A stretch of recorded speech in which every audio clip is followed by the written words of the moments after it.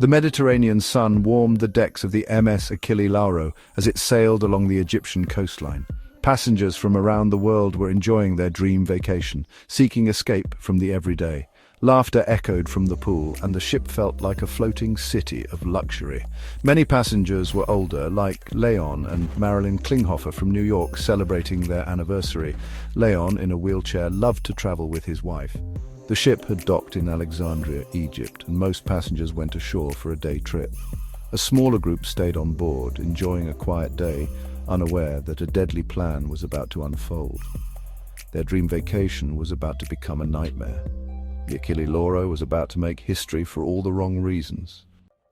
The threat came from within. 4 men boarded the Achille Lauro as passengers, blending in seamlessly.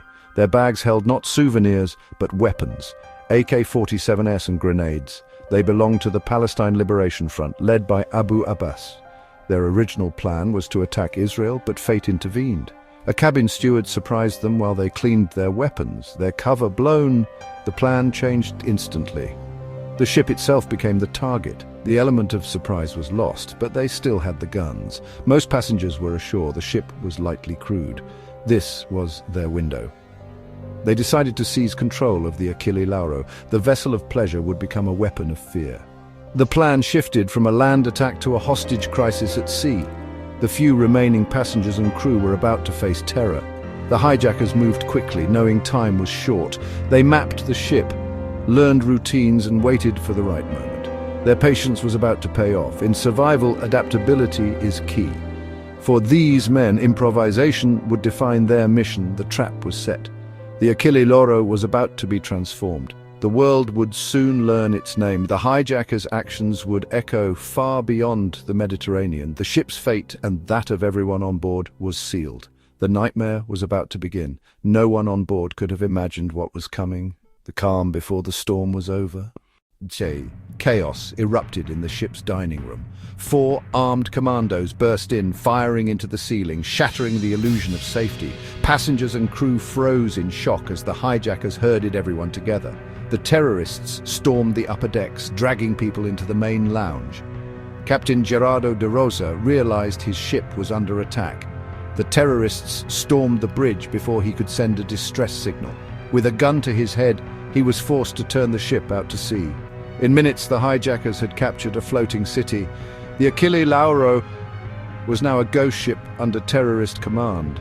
Fear gripped every hostage at the mercy of men with guns. Their dream vacation had become a fight for survival. The world was unaware, but not for long. With the ship under their control, the terrorists consolidated power. Hostages were forced to sit on the dining room floor, surrounded by remnants of their last meal. The hijackers patrolled, eyes scanning for resistance, instilling absolute fear. Some passengers prayed, others wept, most sat in stunned silence. A few, like Anna Horanta, bravely tried to reason with their captors. The crew showed courage. Captain de Rosa negotiated, waiters comforted passengers, and stewards risked their lives to help. The hijackers' mood swung wildly, from calm to explosive rage. They threatened to blow up the ship, claimed to have explosives, and singled out passengers for abuse.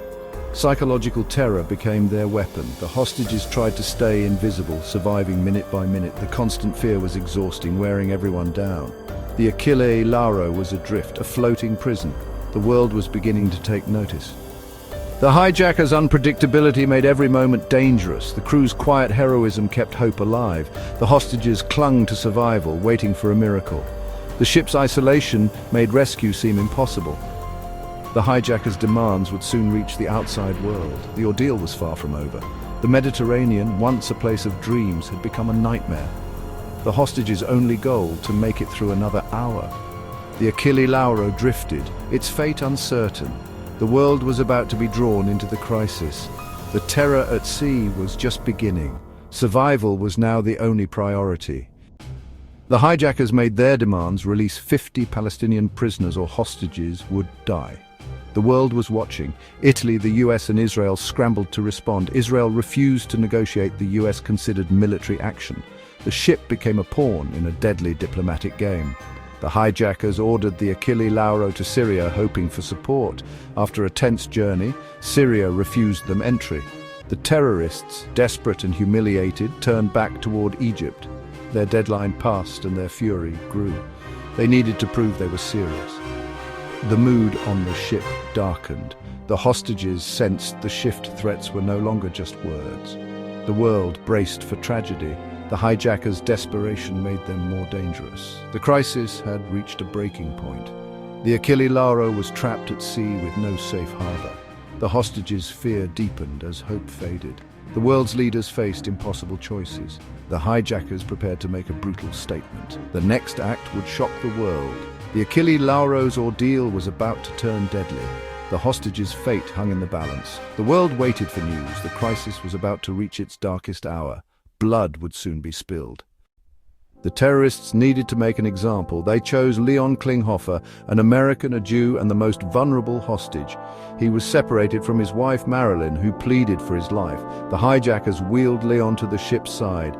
Youssef Mayed al-Molki shot him in cold blood. Leon Klinghoffer was murdered for who he was. His body and wheelchair were thrown into the Mediterranean. The terrorists told Captain de Rosa to inform the world, "We have killed the American." They believed this act would force the world to listen. Instead, it turned them into murderers in the eyes of all. Marilyn Klinghoffer was lied to, told her husband was in the infirmary. She clung to hope for hours. News of Leon's murder transformed the crisis. He became a symbol, an innocent life destroyed by hatred. His death galvanized the world against the hijackers. Sympathy for their cause vanished. The line had been crossed. Negotiation was over. Justice was demanded. The world's outrage grew. The hostages' fear deepened. The hijackers' fate was sealed. Leon Klinghoffer's name would not be forgotten. His murder became the turning point. The Achille Lauro's ordeal was now a global reckoning. The world demanded action. The hijackers' brutality united nations against them. The crisis had changed forever. Justice would be pursued no matter the cost. The Mediterranean had claimed an innocent life, but the world would not look away. Klinghoffer's murder changed everything. The hijackers, desperate, agreed to surrender in exchange for safe passage. Egypt put them on a plane to Tunisia. They thought they had escaped justice. The US had other plans. President Reagan ordered a daring operation. 4 F-14 Tomcats intercepted the Egypt Air jet over the Mediterranean. The American pilots forced the plane to land at a NATO base in Sicily. A tense standoff erupted. Italians claimed jurisdiction. Americans wanted the terrorists. For hours, Delta Force commandos and Italian soldiers faced off. Diplomacy prevailed. The Italians arrested the hijackers. Mastermind Abu Abbas was also detained, but not for long. The sky-high chase was over. The killers were in custody. The world watched as justice closed in. The Achille Lauro's ordeal had ended, but the story was not over. The hijackers' fate would become a new controversy. The US had shown it would not let terrorists escape. The Mediterranean drama had become a global incident. The pursuit of justice had only just begun. The world had witnessed a new kind of response. The Achille Lauro's legacy was now international. The hijackers were tried in Italy and convicted. Youssef Mayed al-Molki received 30 years, others got similar sentences. Justice seemed served, but the story twisted. Mastermind Abu Abbas was released by Italy citing diplomatic reasons. The US was furious Abbas escaped to Iraq. Over time, some hijackers were released early or escaped. Al-Molki fled during furlough, was recaptured, then paroled. Another hijacker vanished. Justice proved fragile and incomplete. For survivors and the Klinghoffer family, wounds reopened as killers walked free. Abu Abbas evaded capture for years, taunting the West. After the 2003 Iraq invasion, he was finally found in Baghdad. He died in US custody, never facing public trial. For some it was closure, for others justice denied. The pursuit of justice was long, frustrating and incomplete. The Achille Lauro's legacy was a lesson in the limits of law. The world saw how politics could undermine justice. The survivors carried the scars. The story was a marathon, not a sprint. Justice for many was never truly served. The Achille Lauro hijacking was a wake-up call. It exposed the vulnerability of cruise ships and ports. The sea, once open and carefree, became a new frontier for terrorism. Maritime security was overhauled worldwide. The International Ship and Port Facility Security Code was created. Metal detectors, X-rays and armed guards became standard. Boarding a ship became like boarding a plane. Survivors returned home changed, many haunted by trauma. The Klinghoffer family turned grief into action, founding a memorial foundation. Their work fights terrorism through education and law. Today, every cruise passenger sees the legacy of the Achille Lauro in security measures. The world learned a hard lesson. Never let your guard down. The murder of one man forced global change. The scars remain, but so does the resolve to prevent such horror again. The Achille Lauro story is a warning and a call to vigilance. Security is now a shield paid for in blood. The Mediterranean's calm can hide danger. Preparedness is survival. The world will not forget. The Achille Lauro changed the sea forever.